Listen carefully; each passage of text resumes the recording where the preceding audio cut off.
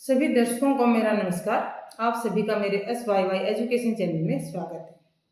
मैं योगिता यादव हर सप्ताह आपके लिए एक नई प्रेरक कहानी प्रस्तुत करती हूँ। ये सब आप जानते हो। आज की जो कहानी है वो बहुत ही प्रेरणादायक है और जीवन की वास्तविकता के साथ जोड़ने वाली है।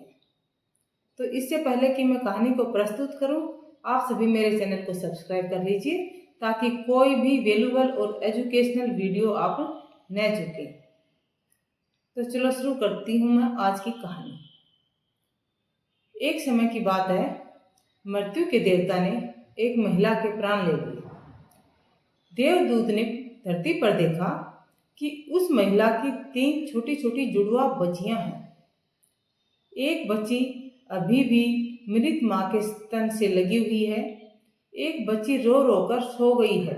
उसके आंखों के आंसू आंखों के पास ही सूख गए हैं। और तीसरी बच्ची अभी भी रो रही है, चिल्ला रही है, बिलख रही है। यह सब देखकर देवदूत का हृदय पिघल गया। उसने अपने देव से कहा, मृत्यु के देवता से कहा, हे देव, गुस्ताखी माफ करें। मैं जो धरती पर देख रहा हूँ उससे तो मेरा हृदय द्रवित हो उठा है। देखो, उस महिला की 3 छोटी छोटी जुड़वा बच्चियां हैं। एक रो रही है, चिल्ला रही है, बिलख रही है और एक अभी भी मृत माँ के शरीर से लगी हुई है। माँ के स्तन को चूस रही है। और तीसरी बच्ची सो गई है। रो रो कर उसके आंखों के आंसू आंखों के पास ही सूख गए और वो सो गई। क्या आप ऐसा नहीं कर सकते कि कुछ समय के लिए उस महिला के प्राण लौटा दें ताकि ये बच्चियां कुछ बड़ी हो जाएं? यह सुनकर मृत्यु के देवता ने कहा, देवदूत, तुम तो बहुत समझदार हो गए हो। तुम इतने समझदार हो गए हो कि जीवन देने वाले और जीवन लेने वाले को भी सलाह देने लग गए हो।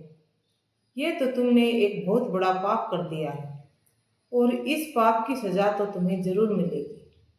और तुम्हारी सजा यह है कि इसके लिए तुम्हें पृथ्वी लोक में जाना होगा, धरती पर जाना होगा। और जब तक तुम 3 बार अपनी ही गलती पर जोर जोर से खिलखिलाकर न हंस लो, तब तक तुम वापिस देवलोक में नहीं आ सकते। क्योंकि जब कोई व्यक्ति दूसरों की गलती पर हंसता है तो अहंकार बढ़ता है, और जब कोई अपनी ही गलती पर हंसता है तो अहंकार टूटता है। इसलिए तुम्हें धरती पर जाकर अपनी ही गलती पर 3 बार जोर जोर से खिलखिलाकर हंसना होगा, तभी तुम वापिस आ पाओगे। और यह कहते हुए मृत्यु के देवता ने देवदूत को धरती पर फेंक दिया। अब धरती पर उस समय ठंड का मौसम था। कड़ी ठंड पड़ रही थी। एक मोची अपने बच्चों के लिए गर्म कपड़े खरीदने के लिए बाजार जा रहा था। उसने देखा रास्ते में एक व्यक्ति पृथ्वी पर बेसुध पड़ा है, ठंड में कपकपा रहा है। मोची को उस पर दया आ गई और मोची ने अपने बच्चों के लिए कपड़े न खरीदकर उसके लिए एक गर्म कंबल खरीद लिया और उसे कंबल ओढ़ाया और कहा कि भाई, तुम कहाँ रहते हो? देवदूत ने कहा कि मैं यहाँ कहीं नहीं रहता। मेरा कोई घर नहीं है, कोई ठिकाना नहीं है, रहने की कोई जगह नहीं है। मोची ने कहा, कोई बात नहीं, तुम मेरे साथ मेरे घर चलो। लेकिन एक बात मैं आपको बता दूं, मेरी पत्नी बहुत गुस्से वाली है। वो तुम्हें मेरे साथ देखते ही भड़क जाएगी, बहुत गालियां देगी, बहुत कुछ कहेगी। लेकिन आप चुप रहना, कुछ मत कहना, मैं सब संभाल लूंगा। देवदूत बोला, ठीक है। मोची देवदूत को लेकर घर आ गया और मोची की पत्नी ने जैसे ही देवदूत को देखा और देखा कि मोची के पास बच्चों के लिए कपड़े नहीं हैं, तो वो भड़क गई और खूब गालियां देने लगी।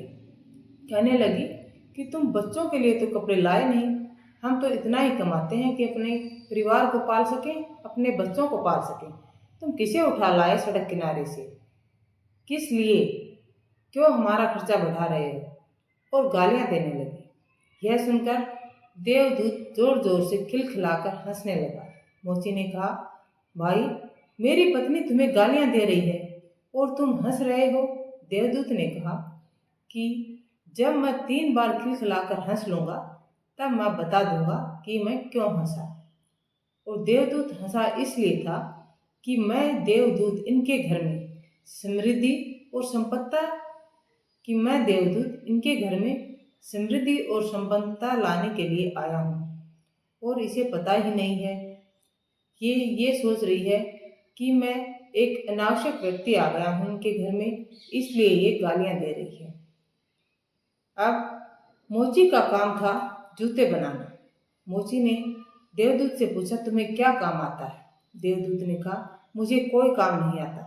मोची ने कहा, ठीक है, मैं तुम्हें जूते बनाना सिखाता हूँ। और देवदूत 1 सप्ताह में ही जूते बनाना सीख गया और वो इतने सुंदर जूते बनाने लगा कि मोची की ख्याति पूरे इलाके में बहुत ही जल्दी इतनी फैल गई कि हर कोई ये कहने लगा कि उस मोची से ही जूते बनवाने हैं। उसके पास एक ऐसा व्यक्ति है जो ऐसे जूते बनाता है कि बहुत ही हल्के रहते हैं, पैर में पहनने पर मज़ा ही आ जाता है। अब तो मोची के यहाँ जूतों की बनाने की मांग इतनी बढ़ने लगी कि काम बहुत ज़्यादा हो गया, बहुत पैसा आने लगा और मोची एकदम समृद्ध और संपन्न हो गया। एक दिन राजा का एक आदमी आया और कहा कि ये चमड़ा विदेश से मंगवाया है, बहुत ही महंगा है, बिल्कुल भी खराब मत कर देना।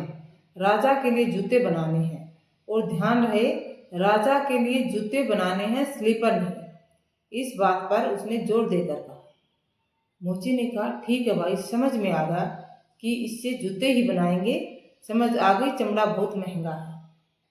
और ये बात मोची ने देवदूत को समझा दी कि ये चमड़ा राजा के यहाँ से आया है, राजा के लिए जूते बनाने हैं, स्लीपर नहीं, ये बात तुम याद रखना। देवदूत ने कहा, ठीक है।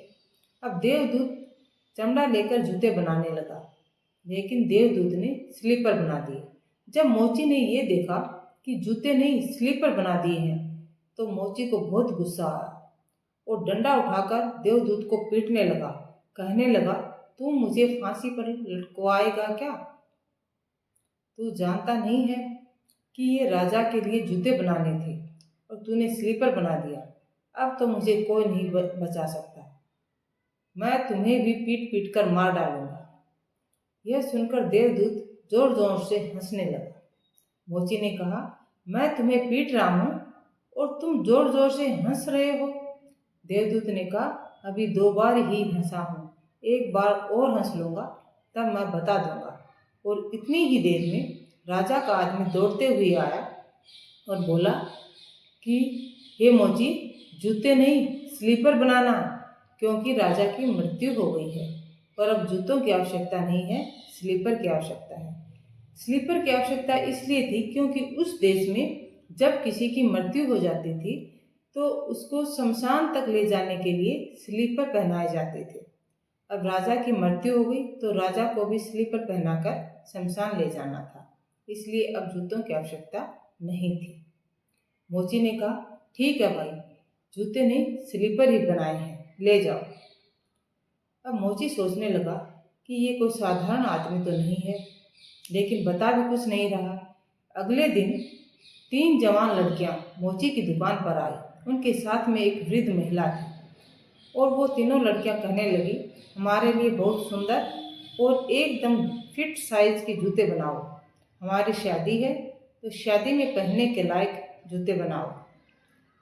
अब देवदूत ने उनको देखते ही पहचान लिया कि ये तीनों लड़कियां तो वही हैं जिनको उसने बहुत छोटी छोटी देखा था, अपनी माँ की लाश के पास बैठे हुए रोते हुए देखा था।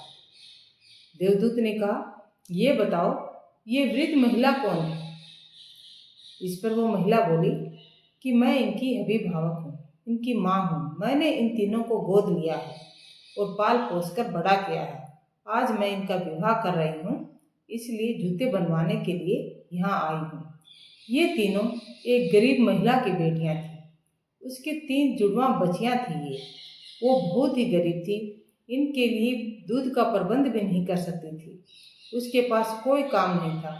वो इन तीनों को पालने के लिए इनको दूध, अपना ही दूध पिलाती रहती थी, जिससे वो बहुत कमज़ोर हो गई और एक दिन उसकी मृत्यु हो गई। मुझे इन तीनों पर दया आ गई और मेरे पास कोई बच्चा नहीं था और न ही कोई मेरी संपत्ति का वारिस था, इसलिए मैं इन तीनों को ले आई। मैंने इन तीनों को पाल पोस कर बड़ा किया है और अब ये तीनों ही मेरी संपत्ति की वारिस हैं। मैं इस शहर की सबसे अमीर महिला हूँ। यह सुनकर देवदूत जोर जोर से फिर से हंसने लगा। मोची ने कहा, भाई क्यों हंस रहे हो? देवदूत ने कहा कि जब मैंने इन बच्चों को देखा था तो मैंने सवाल किया था कि मृत्यु के देवता ने गलत किया है। ये बच्चियां अपनी माँ के बिना कैसे जिंदा रहेंगी? लेकिन नियति ने तो बहुत अच्छा निश्चित कर रखा था। अगर इनकी माँ जिंदा होती तो ये बच्चियां गरीबी में पलती, कोई इनका शोषण करता, पता नहीं इनका विवाह होता भी या नहीं होता। इनकी माँ की मृत्यु हो गई तो इस अमीर महिला ने इनको गोद ले लिया, बड़े ठाठ बाट से इनका पालन पोषण किया है और आज बड़े ठाठ बाट से इनकी शादी कर रही है और इसकी संपत्ति की ये तीनों ही वारिस हैं। इनका जीवन तो बहुत ही बदल गया, एकदम संपन्न हो गया है। ये नियति का तय किया हुआ ही था और मैं अब 3 बार हंस चुका हूँ, इसलिए अब मैं वापस देवलोक जा रहा हूँ। विद्यार्थियों, आप कड़ी मेहनत करके अपना 100% देकर भी जब एग्जाम में असफल हो जाते हो तो आपको डिप्रेस होने की, विचलित होने की आवश्यकता नहीं है, क्योंकि नियति ने आपके लिए उससे भी बेहतर अवसर निश्चित कर रखा है। आपके लिए उससे बेहतर प्लान बना रखी है। बस आपको अपने आप पर विश्वास रखना है, नियति पर विश्वास रखना है कि जो कुछ उस सुपर नेचुरल पावर ने आपके लिए बना रखा है, निश्चित कर रखा है, उससे बेस्ट कुछ हो ही नहीं सकता। आपको तो केवल अपनी मेहनत करनी है, अपनी एफिशिएंसी का 100% देना है और आगे बढ़ने के लिए हमेशा प्रयासरत रहना है। नियति द्वारा निश्चित किए गए उस अवसर को पहचानना है, उसकी योजना पर काम करना है और आगे बढ़ना है। कभी भी न टूटना है, न विचलित होना है और न ही अपने दिमाग में किसी प्रकार का संदेह लाना है। जीवन को एक सजगता के साथ और आनंद के साथ जीना है। ये कहानी सुनाने का हमारा यही उद्देश्य था। यह कहानी हमें यही शिक्षा देती है। आप सभी को कहानी अवश्य ही पसंद आई होगी और नए वैल्यूएबल वीडियो सुनने के लिए, देखने के लिए आप मेरे चैनल को अधिक से अधिक संख्या में सब्सक्राइब कर लीजिए। वीडियो को ज़्यादा से ज़्यादा शेयर कीजिए, लाइक कीजिए। Thank you for watching the video.